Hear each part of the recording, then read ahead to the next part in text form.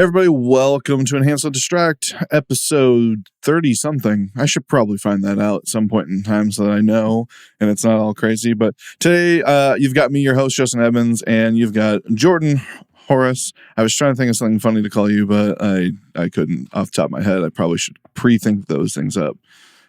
Probably should. I don't have a lot of nicknames. It's just never been a thing for me. You know, I'm going to make a nickname for you because you need a nickname. Everyone needs a nickname.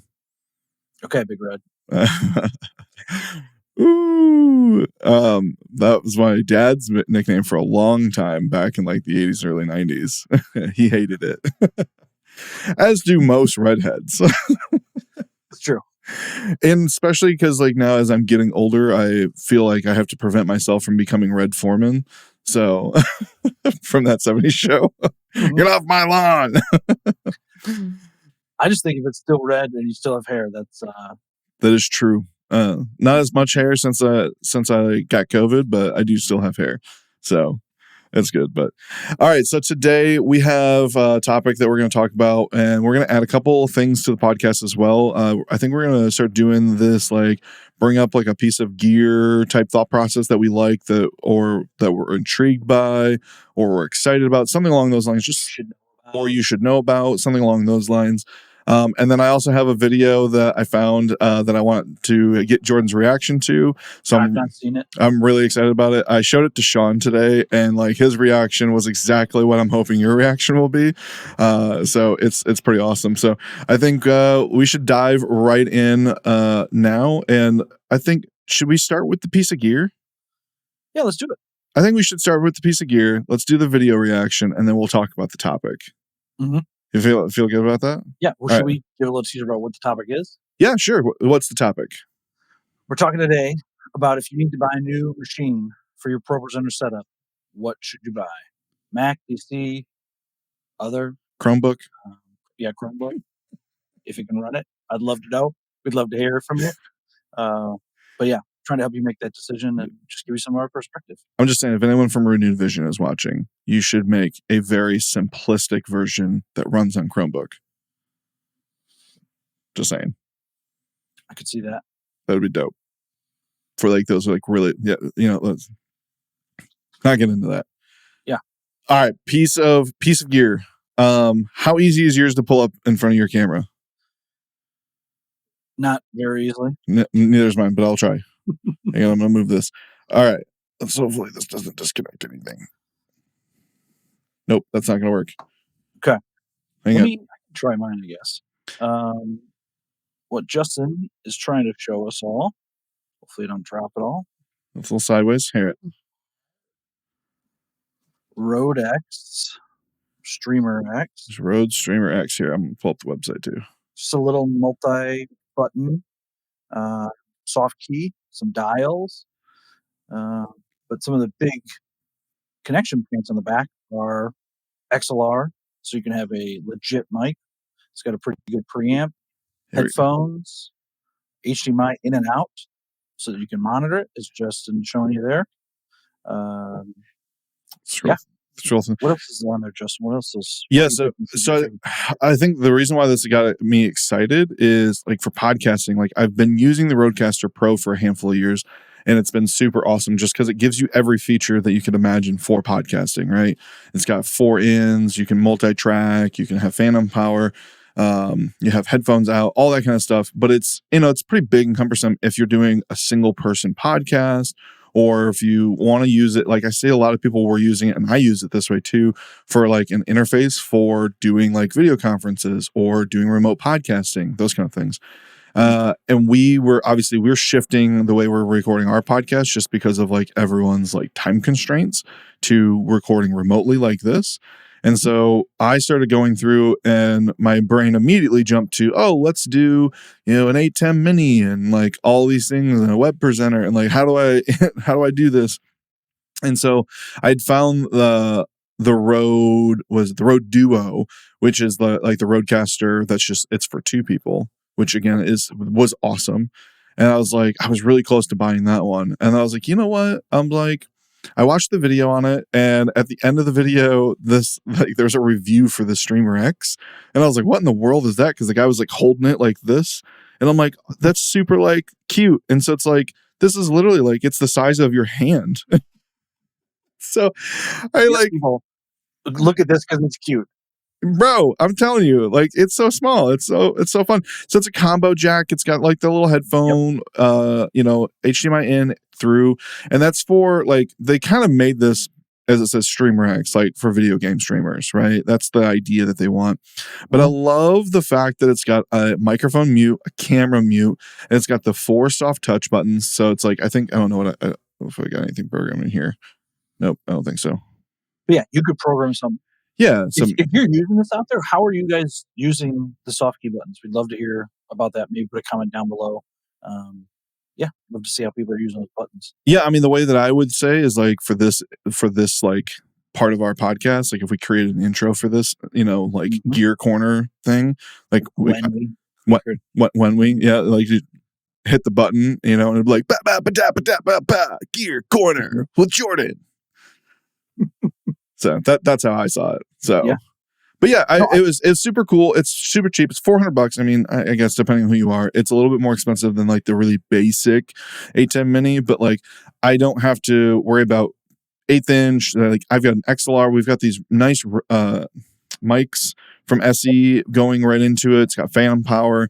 I can Bluetooth to it. All those kind of things. So it's like, it's super awesome. Love it. Yeah. So no, if you're podcasting or just wanting to get that signal into your computer, it's a great piece of hardware. So who do you think would like use this though? Like I said, I think that I think it really depends. I think if you are trying to find an all-in-one, like we have one camera, we're just trying to get into like OBS or, just send it to YouTube or something along those lines. Like we're just trying to do one thing. I think that this is a really simplistic, nice, like one HDMI in from the camera, one XLR in from your console, and it hooks up USB-C as an interface. And it's in my opinion, is perfect. So I think that it simplifies things that I wish that the A10 Mini did. If the A10 Mini had full-blown XLR, I think that I would be like, what's the point? But this is definitely more for one thing or one person. On the channel, you can see a bunch of videos where I talk about like why is church not on YouTube and stuff like that. Like, I think having pastors and people from the congregation like making content about other things, I think is super important. And I think that this would be another way for them to do that. Or if you're going to say bring in like a remote missionary, like this would be something that you could send them. Like you could send them a kit, and this is like just plug the USB-C cable in, plug the HDMI cable in. Most people don't know how to do that, and it's like, hey, from there you don't have to use the XLR. You can use the microphone on the camera if you want, and like it all just works, and it's pretty easily functionable. So I think that that's where I see this being used as. Yeah, low to no configuration for the end user. Maybe really user friendly and like good for a non-techie person, or a techie person that just wants to just get it in and go. As I say, a lot of times for me as a techie person, I don't want to have to really mess with something or go through like a huge long setup. Like even this was, at the like fresh out of the box, like me and you and Sean kind of had a little bit, but it was like we've done what the road stuff, enough that it was like, oh yeah, you just have to close Chrome so it'll update it, because like it won't update when you're trying to use it. So yeah, but no, and then it just connects just as USB-C, and you select as a webcam. Like 100%, super friendly. So. Yeah. All right, cool. I think that's enough of that. We don't need to talk super long on that. We've already been talking like 7-8 minutes on that. But all right, I'm gonna play this video. It's on Facebook, so I'm gonna add it here. Hopefully, here we go. And you just tell me what you think. Okay. Yep, I've seen this. You have seen this? All right. So I don't know why the audio's not going. That's super bummer. But yeah, so I watched this last night and I saw this and I was like, oh my gosh. I'm like, playing with fire.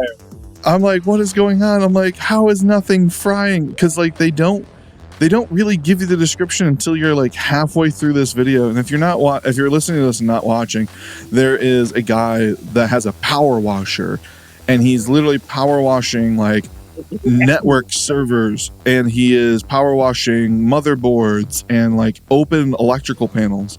So in this video, it does say, like I said, about halfway through, it says that it's like a solution of like different types of alcohol and stuff like that, so that like the stuff that evaporates really quickly and isn't corrosive.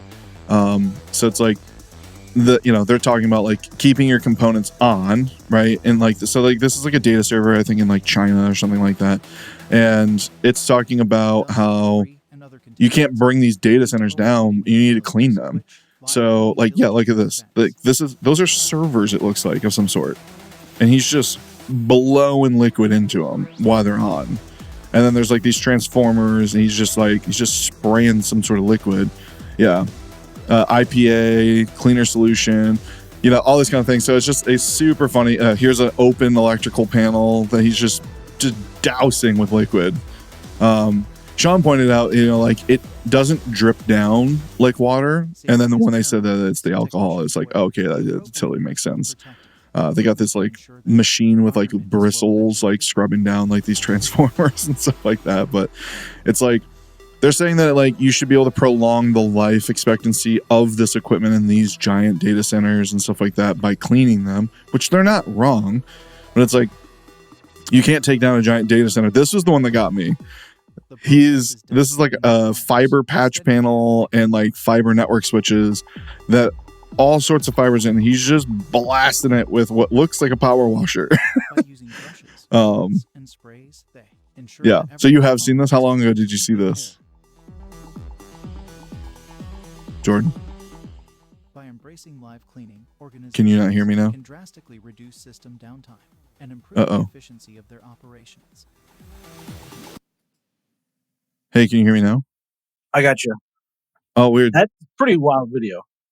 That's insane. Could you not hear me that entire time? I was mainly hearing the video. Oh, interesting. I could not hear the video at all. Oh yeah, I could only hear the video. Okay. That's interesting. I hope that that's not the case in the recording. But yeah, it's pretty crazy. Like it looks like it is just like water just spraying literally everywhere. And it is, like an alcohol solution. So it's like, it's not damaging to the electronics and stuff like that. It's just not corrosive, all that kind of jazz, but it's still like, holy crap. Like I can't imagine that. Yeah. I'd have to be testing that out heavily. Yeah, I mean they're like blasting these like network servers and the fiber switches that open electrical panels. I can't say that I'd recommend this type of cleaning. No, you do need to be cleaning your gear. You do, but to what extent? Not this extent, dude. Like that. Yeah. So yeah, I saw that and I was like, oh my gosh. Well, halfway through there, I'm like, is that actually water? Or like when sometimes you have like a CO2 can, it comes out as like, what is it, water vapor or mist because it's the temperature change. Yeah, it's like an alcohol and cleaning solution, so it's like it is technically liquid, but like liquid that like that you use in repair centers, right? Like when you're cleaning off a motherboard or that kind of stuff. So yeah, thought that was pretty interesting. How long ago did you see that video? Probably within the last month or so. Oh, okay, so not too long ago. Man, I thought I had one that you were gonna be like, what? So yeah, but it's still pretty wild though. Yeah, that's good times. Even, like, the solution aside, even just some of the force, like that's what I would also be concerned about. Dislodging something when you're talking about fiber, getting a particle inside of a connector or termination, like you just gotta be careful. Yeah, I mean, I think if I had to guess, the idea would be like you build a building, right, a facility like this, and you clean it like that from the beginning to prevent stuff from getting like lodged. But there's a couple of those that was like, wow, there's a lot of dirt in there. So it's like, how long is that? Yeah. Now that was on the electrical side. So like my guess is like, that's probably more like ionization or, whatever. I don't know how you really get dirt in there. Or was there fans in there blowing in there? Yeah. I mean, it could be fans that didn't have a filter on them. Yeah, who knows? Dust. It kind of depends on their environment. So yeah. But I just thought that was fun, so I thought I'd share that with you. So we can get into our topic. So I guess without further ado, what do you want to just like say what we think off the bat and then explain what we think, or 3, 2, 1? Yeah. I mean, I think we're both on the same page. Or do you want to like go through like some of the thought processes and then say what we feel like? We could tease it. Sure. Well, I would say, just right off the bat, I think we could just jump in what we think, and then all right, that's it. Fill in the gaps. So. What you think? I'm Team Mac. I think they're the way to go. I'm also Team Mac. I've always been Team Mac when it comes to ProPresenter. I think that there was a time where at the end of the Intel line of like Mac Minis and stuff like that I started kind of hopping off that train, and I did deploy some PCs for ProPresenter because the cost of being able to do multiple displays for like conference monitor, lower thirds, like full screen, like getting that much video power out of like a Mac Mini wasn't really super readily available. And it was also one of those things that like the DeckLink cards with the Sonnets weren't super well known. It was like, obviously Sonnet was out there and like people were using them, but it wasn't something like now where it's like I see everyone talking about them and it's like it's super common knowledge.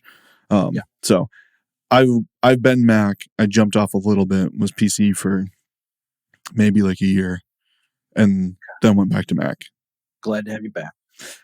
I mean, only for that reason. So I mean, everything else has been Mac. But that's really like Apple's fault. Because unless you're getting a Mac Pro at a high level, you're not able to easily add a video card to your computer. Yeah. Most don't. Yeah, and it was really frustrating for a long time that like the graphics cards that were going into even like these iMacs when they were like 6 gigs, it's like the handshake problems that we'd have from all the dongles and stuff like that were always such a hassle. And there was like the amount of money to get like an iMac that had, over 3 gigs of of like a graphics card in it was astronomically expensive. It's like I was going to Costco and buying gaming computers that have, a 6 gig or a 12 gig, NVIDIA graphics card in it that's got 4 HDMI outs on it and a display port. And I'm like, and it was like $700, $800, right? And it's like, I couldn't buy like the most beefed out Mac Mini that would handle that many displays was still like $1,400, $1,500. And that's before you're buying monitor, keyboard, mouse, all that kind of jazz. So it was, there was a dark period, I feel like in the Apple realm for that deployment specifically. Like I was still running Mac for all my other stuff, but it was really hard to deploy those for clients and in good conscience. So, And the cost has always been a factor with Mac, right? And PC. Right. I think that's one of the core elements and arguments between the two. I was thinking about this the other day. It's like, I do think we pay more for the quality in Apple. Yeah. And I think just sometimes, especially churches, just need to really think through, like, that might be a good time to spend the extra money to get that quality. Yeah, and I don't think... But that's a hard argument. And I don't think that is now quite the case, because, like, I think about, like... Yeah. And hear me out, because it's like, could you do, like I said, go to Costco and buy the computer, right? Well, what is that computer going to come with, right? That computer is going to come with the home version of Windows, which we all know is bloated beyond all belief, right? Like I've got this little Lenovo Yoga laptop that I have because like there's just like a couple of things that I do for work that are PC only. And that's literally the only reason why that even exists in my office is for like drawings and a couple of old DSPs. And then honestly, QSys programming, like that's still only PC too. So QSC, get on the train, give me a Mac version. It's never going to happen. A guy can hope though, right? But you're going to get, like mine is bloated, right? I've got like Xbox software that I can't get rid of. And maybe it's just because like I don't try hard enough to get rid of it, but it's got like all these random peripherals. It automatically updates no matter how many times I tell it not to. Like it's everything about it is just, yeah, go ahead. So to me, that's a big factor. I cannot, I mean, and I know there are ways around this, but the amount of times I've seen people on Sunday morning posting stuff on Facebook or other places, oh, PC decided to update, that's no. I cannot have that. So, and maybe this is some ignorance on my behalf when it comes to Windows, is I don't feel like, and you would know more, your IT help desk, stuff like that. You manage a lot of those kind of things. Is Microsoft really dropping an update Saturday night? No, but I know that sometimes if you prolong or delay an update, it will force it on. And there are some things you can do. So I can't say that that's fully Microsoft's fault. That could be user error. Yeah. Because like I was going to say, like the one that I got forced into, it had been warning me for like a month.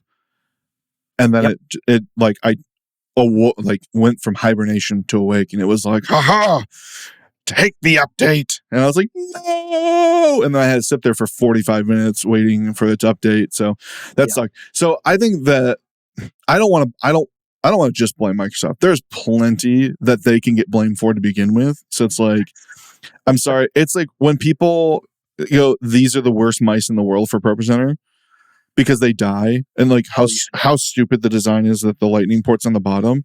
I'm like, it's a magic mouse. Like it's designed to look like because you can't plug it in, right? This mouse will go almost 30 days without needing to be charged. Right. If it dies, it's because you didn't charge it at any of the point in downtime, because 90% of our churches are doing one service a week.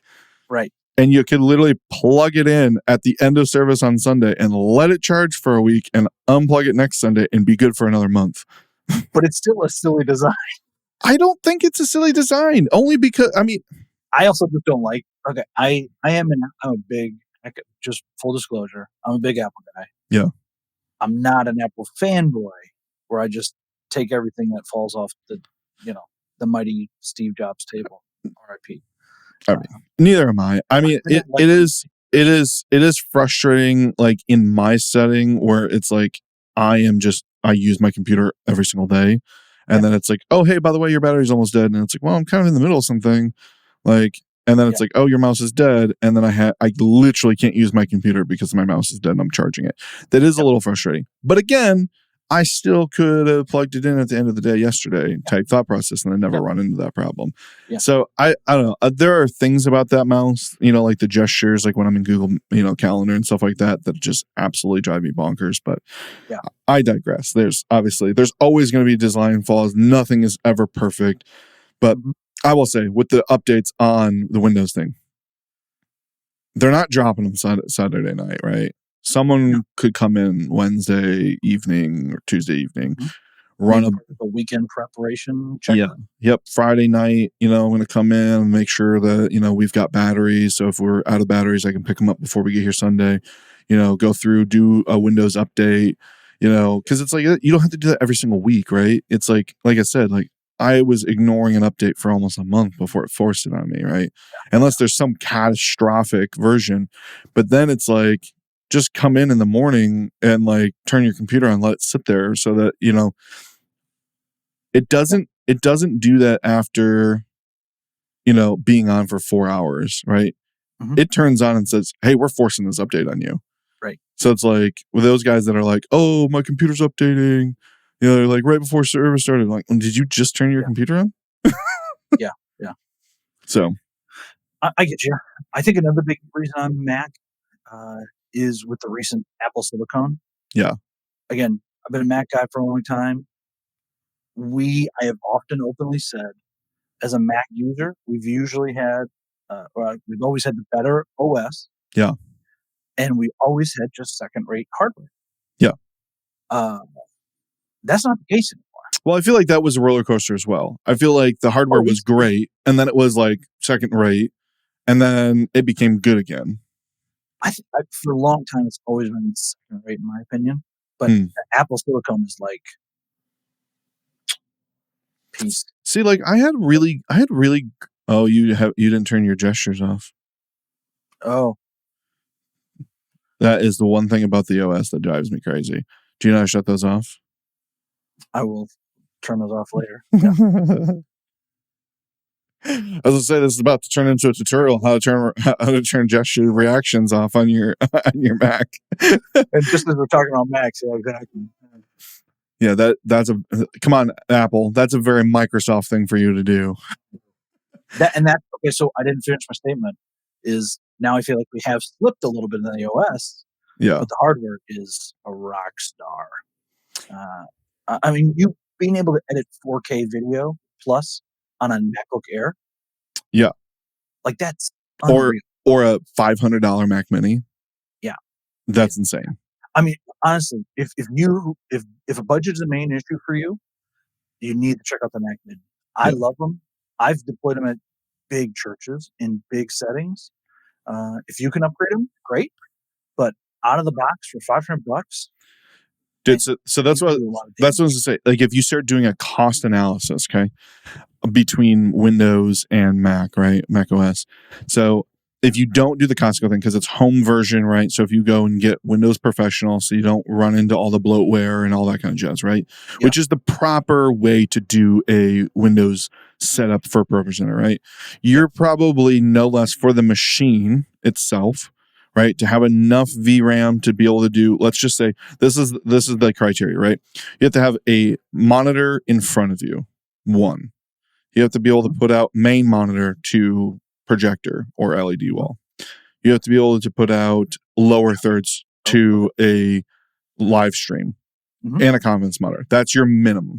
4 displays is what your machine has to be able to do, minimum. Okay. To get a graphics card that'll handle that without hiccuping for a long period of time. Having enough actual processing power from your Intel machine, right? You're probably what? Tell me. I'm gonna throw a number out. What I think. I think you're $1,300 minimum for the for the machine, not the monitor, not the keyboard, not anything else. Just buying a box that will to have those components in it. I think you're a minimum of $1,300. Yep. Right. So now contrast that to. I'm going to buy a $500 Mac Mini. I'm going to buy a $600 Decklink card, and I'm going to buy a $300 Sonnet. Yep. Right. So we're 9 plus 5. We're same cost. Yep. Right. And I am in the Mac world, which is honestly still superior when it comes to this type of setup. ProPresenter, I get, is now at least designed for Windows, and it works way better with Windows than it ever has been before. Yeah, but absolutely. The simplicity of Mac OS is still so much easier to troubleshoot. I think the other thing too, that PC is not necessarily off the shelf, right? Or it's for sure, you're ordering somewhere. Whereas that Apple, like you could walk into an App Store and walk out with that. You can walk into Costco and buy that. You can walk into Best Buy and buy that. You could, you practically could walk into Home Depot and buy one of those. I said practically. That's a joke. Get there. I'm just saying, like, I think that, like, when you start talking about money wise, it's really hard because people try and compare some, like, an apple to an orange, and it's like, well, you have to compare apples to apples, right? Yep. Like, if you want to deal with all that, then yeah, technically you can do that cheaper, right? You can go and buy a $600 PC that technically has 4 HDMI outputs on the back of it, right? Well, then you also have to worry about, like, what is the hassle going to be? And it's like buying things straight from China that are not an actual, like, name brand, right? Like, being able to see, you may have it and it'll be amazing with 0 issues, right? Because I've had that, and then there's other ones where it's like it sucks, and it's the worst thing ever, and it fell apart like 2 seconds later. So, I think what I want to say too in that is Mac natively, I think, does better with video and video formats. Yes. And playing back videos is a big component of ProPresenter. So and just from day one, ProPresenter has always been on Mac, and if you watch tutorial videos, they're on Mac.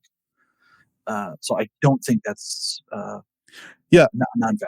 I think my biggest selling point, and I've kind of already said it, but I'm going to say it again. I think the ease of use, right, is like if we are doing the apples to apples, right, and I got a deck linking this on it, right.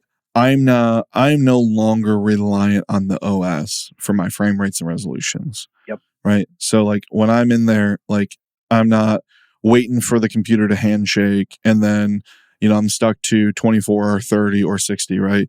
Because let's be honest, there are some people that still have a Blackmagic, ATEM from 2014, right? That 4x3 screens, right? That won't do anything outside of 5994 or 2997 or 2398, right? And the computers just won't handle that. Now, that's becoming less and less of an issue as computers are starting to handshake a little bit better outside of just TVs, but that still is a problem, right? So it's like, it just adds that level of like safety, in my opinion. And it's like, oh, why is my computer not seeing the network? Oh, that's a lot easier to do for someone who's not a computer person on a Mac than it is on a Windows machine.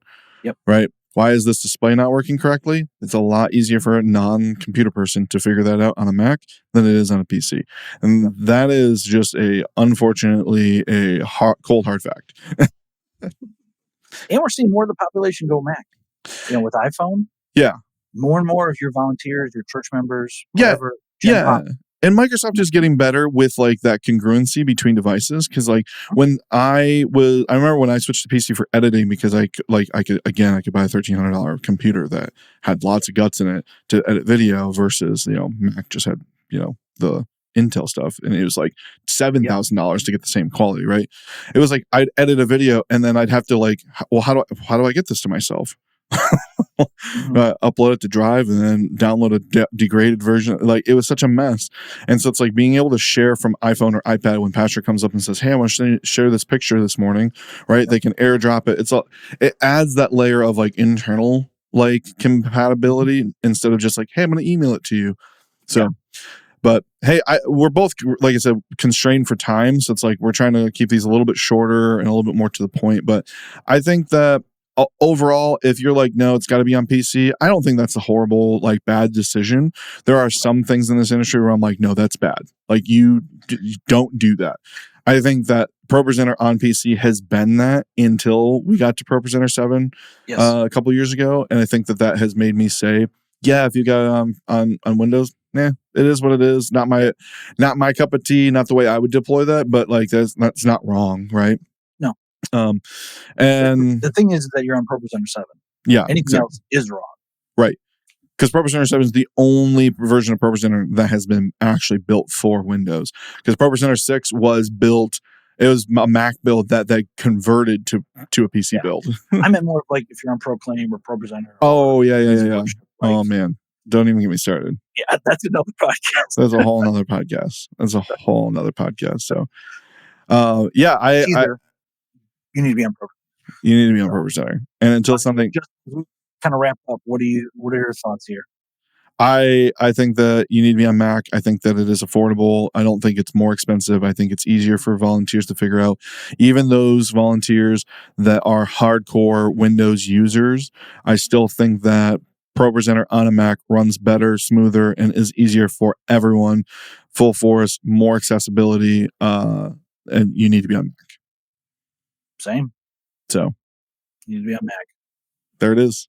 Comment down below. Let us know, what are you running ProPresenter on? Are you running on Windows? Are you running on Mac? Have you had problems with either platform?